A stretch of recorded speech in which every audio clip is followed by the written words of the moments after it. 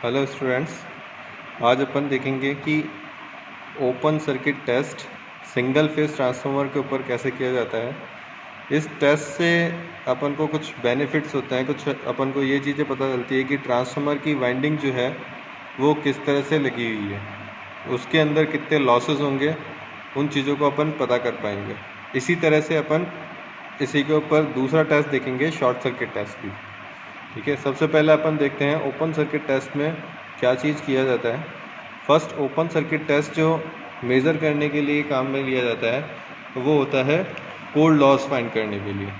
तो core loss जो होता है उसको निकालने के लिए अपन को ये चीज़ चाहिए कि मेनली अपने पास सप्लाई लाइन के अंदर वोल्टेज जो आना चाहिए वो रेटेड वोल्टेज आना चाहिए, जिसके थ्रू यहाँ पे वाइंडिंग के अंदर जो लॉसेस होंगे वो एग्जैक्टली कोर के अक्रॉस जो लॉसेस होंगे उनको वो फाइंड कर पाएगा।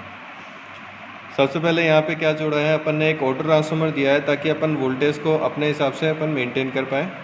देन उसके बाद में एक वाट मीटर कनेक्ट किया है जो 2.5 एम्पेयर के समथिंग का जोड़ा है, क्योंकि अपने जब ओपन सर्किट टेस्ट है तो उस टाइम पे करंट जो आएगी वो रेटेड करंट से बहुत कम आएगी, इसलिए अपन उसके अंदर वाट मीटर जो है वो अपन 2.5 एम्पेयर का ही जोड़ रहे हैं और साथ में लोअर पावर फैक्टर का यूज़ ले रहे हैं ताकि सर्किट जो है उसके अंदर पावर फैक्टर जो होगा वो बहुत कम होगा।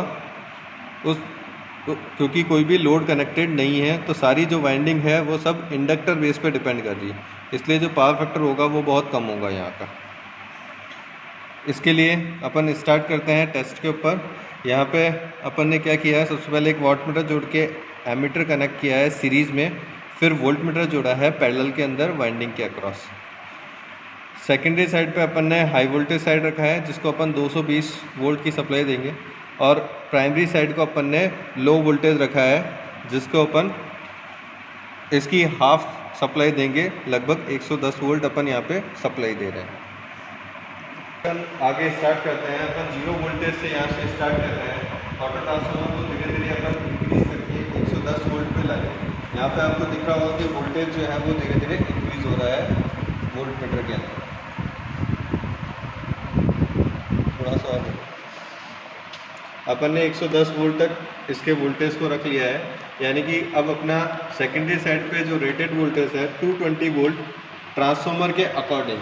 अपना यहाँ पे ट्रांसफार्मर जो शो हो रहा है लाइक 1 kVA का अपन ने ट्रांसफार्मर लिया है जिसका रेटेड वोल्टेज कितना है 220 वोल्ट है। लो वोल्टेज रखनी थी इसलिए अपन ने इसको फुल वाइंडिंग पे कनेक्ट ना करके अपन ने क्या कर दिया, इसको हाफ वाइंडिंग पे कनेक्ट किया ताकि ये साइड प्राइमरी साइड जो हो गई मेरी लो वोल्टेज साइड हो गई, सेकेंडरी साइड मेरी क्या हो गई हाई वोल्टेज साइड हो गई। इसको अपन ने 110 पे रख के सेकेंडरी साइड को 220 वोल्ट पे कन्वर्ट कर दिया है अपन।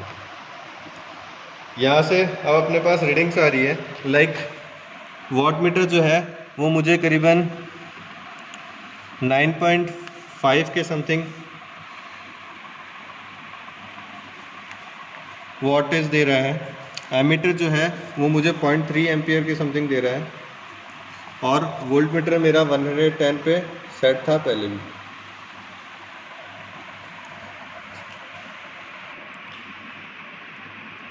अकॉर्डिंग टू कनेक्शन अपने जो रीडिंग्स आ रही है वो कुछ इस तरह की आ रही है।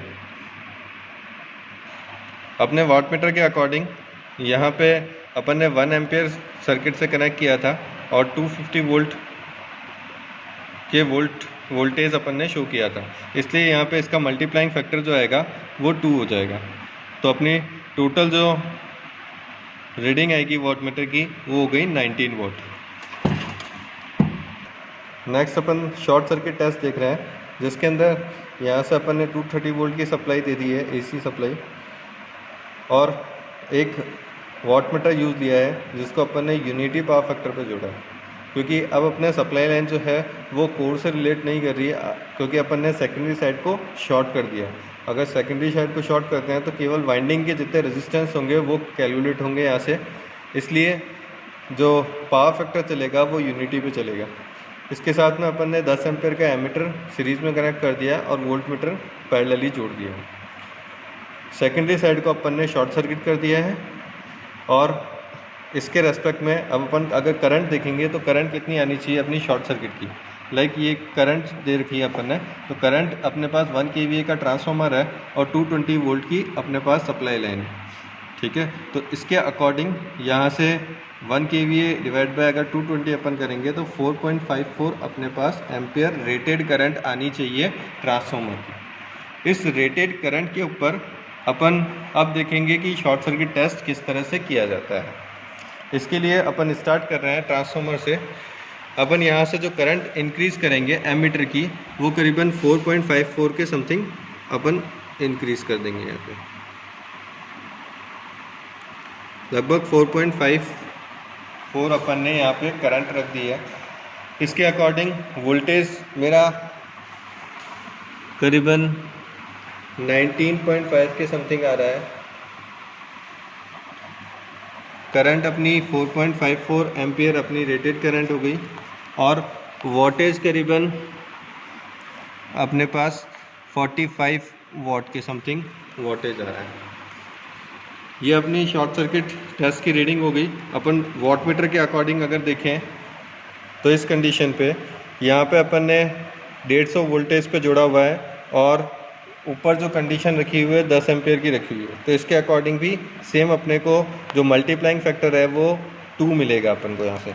तो इसको मल्टीप्लाई बाय 2 कर देते हैं अपन, तो अपने पास टोटल पावर जो होगी वो 90 वॉट आएगी।